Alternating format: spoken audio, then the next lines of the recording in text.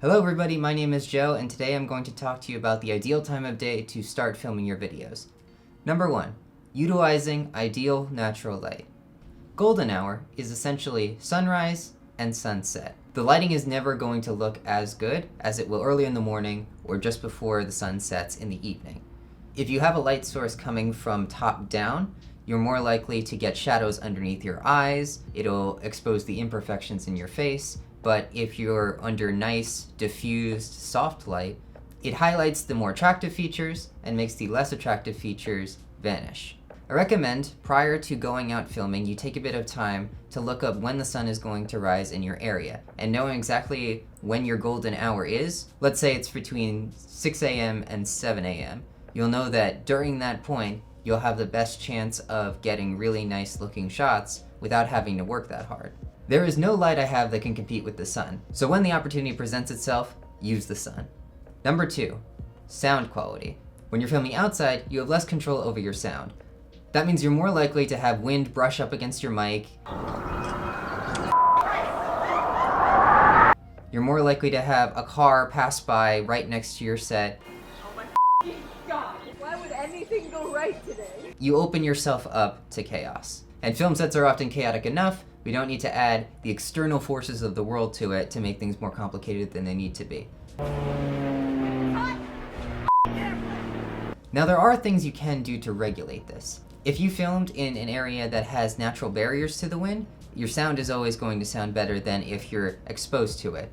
But let's say you're filming on a beach, wind is going to be a pretty big problem. So any barrier you can create between the wind and your film set is going to save you a lot of time and headaches later on when you're in post and you're trying to figure out your sound, but the wind blew out all your mics, and now you can barely hear your subject. Number 3, necessary permissions. If you're filming in public, there are specific rules you have to follow, i.e., you don't want to film anyone who has not given express consent to be filmed, and you don't want to film in an area where you can potentially come into issues with other people. Make sure if you're filming in an outdoor location that's considered private property that you have the express permission of the owner. Getting something in writing is always an added precaution to justify the fact that you're filming in that location. Know exactly how long you're going to be there, know what you're going to film once you get there, know that you have access to power if you need to power any additional lights, and be very straightforward with the owner about what you're going to be doing, how long you're going to be there, and any other relevant information that they might need. Number 4. Leave your location better than you found it. I've seen more than one occasion where people have used a location and they've left it a mess. It's easy to get stuck in a mindset of, there's so many things happening in production, oh I need to make sure that the lighting's a certain way, oh I need to make sure that this person's on time, they have to leave by a certain time, we have to make sure that we get all these shots because we're not going to have access to this location after today. The myriad of things that are involved with the production can be stressful, but one of the things you should prioritize over everything is respecting whatever location you're filming in.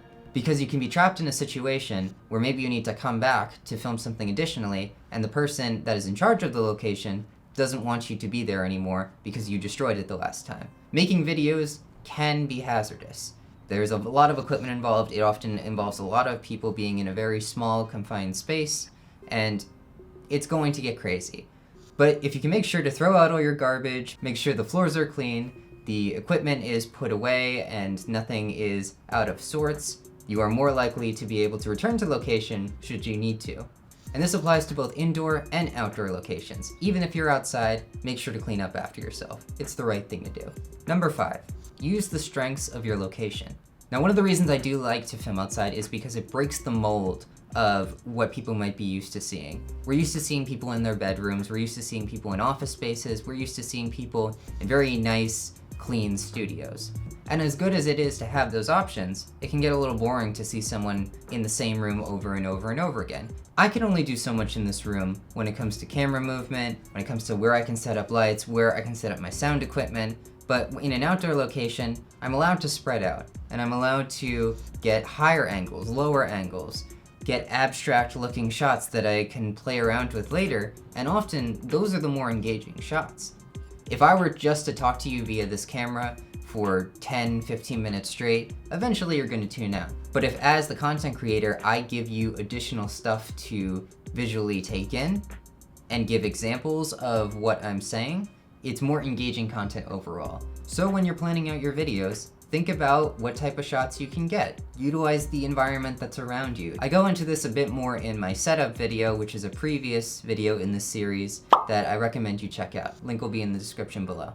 So now that you've researched your videos, you got your equipment, you figured out your lighting setup, you figured out your equipment setup, you've thought about some additional locations that you can film other than just your standard setup, you're ready to start making videos for yourself. Your voice is a powerful tool, and being able to engage with a camera the way you would engage with another person is a skill set that is very useful in the 21st century and can take you very far. That is going to be it for this series, guys. Thank you so much for watching up to this point. If you have any additional questions about video production or about how to create content for yourself, let me know. I'd be happy to make more videos on them in the future. But I'm gonna sign off for now. Take it easy, and I hope you have a great rest of your day.